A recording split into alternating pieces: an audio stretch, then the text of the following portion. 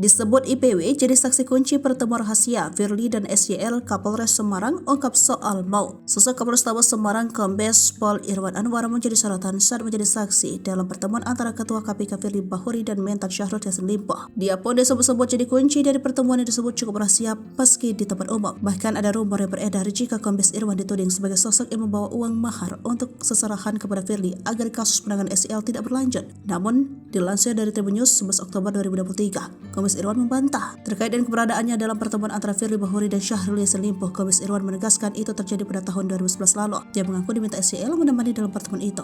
Irwan menyebut pertemuan SYL dan Firly saat itu untuk membicarakan tentang Memorandum of Understanding terkait pencegahan korupsi. Pak SYL untuk menemui Pak Firly dalam rangka membangun atau membuat bau kerjasama pencegahan tindak pidana korupsi.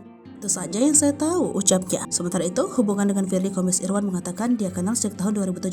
Sementara dengan SYL masih ada ikatan keluarga. Seperti diketahui munculnya nama Kombes Irwan berdasarkan komentar Ketua Indonesia Police Watch, Sugeng Teguh Santoso mengaku mendapat informasi bahwa Kombes Irwan Anwar menyerahkan dana dari mantan Menteri Pertanian Syahrul Yassin Limpo kepada pimpinan KPK.